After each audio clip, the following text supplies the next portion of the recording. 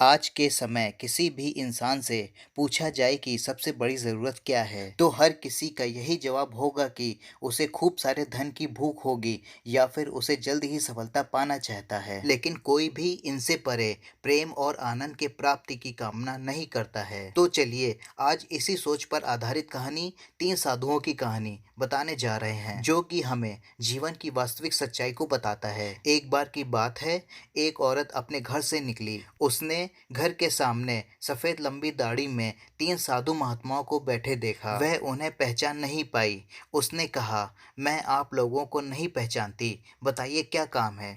हमें भोजन करना है, साधुओं ने बोला। औरत बोली, ठीक है, कृपया मेरे घर में पधारिए और भोजन ग्रहण कीजिए। क्या तुम्हारा पति घर में है? एक साधु ने प्रश्न किया। नहीं, वह कुछ देर के लिए बाहर गए हैं, औरत ने उत्तर दिया। तब हम अंदर नहीं आ सकते, तीनों साधु एक साथ बोले। थोड़ी देर में पति घर वापस आ गया।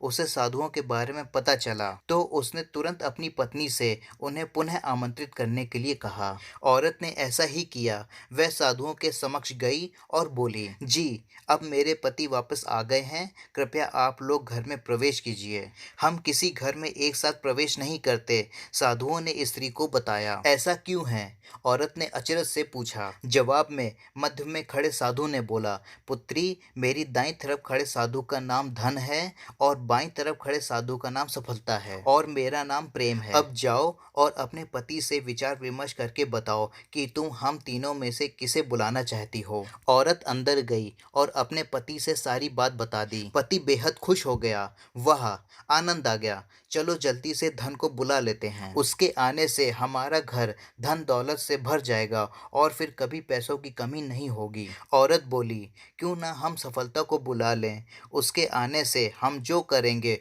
वो सही होगा और हम देखते देखते धन दौलत के मालिक बन जाएंगे। पति बोला, तुम्हारी बात भी सही है, पर हमें मेहनत करनी पड़ेगी। मुझे तो लगता है कि धन को ही बुला लेना चाहिए। थोड़ी देर उनकी बहस चलती रही, पर वो किसी निश्चय पर नहीं पहुंच पाए और अंततः निश्चय किया कि वह साधुओं से यह कहेंगे कि धन और सफलता में जो आना चाहे आ जाए। औरत झट से बाहर गई और उसने यह आग्रह साधुओं के सामने दोहरा दिया। उसकी बात सुनकर साधुओं ने एक दूसरे की तरफ देखा और बिना कुछ कहे घर से दूर जाने लगे। अरे, आप लोग इस तरह वापस क्यों जा रहे हैं? औरत ने उन्हें रोकते हुए पूछा। पुत्री, दरअसल हम तीनों साधु इसी तरह द्वार द्वार जाते हैं और हर घर में प्रवेश करने का प्रयास करते हैं। जो व्यक्ति लालच में आकर धन और सफलता को बुलाता है, हम वहां से लौट जाते हैं, और जो अपने घर में प्रेम का वास चाहता है, उसके यहाँ बारी बारी से हम दोनों भी प्रवेश कर जाते हैं। इसलिए इतना याद रखना कि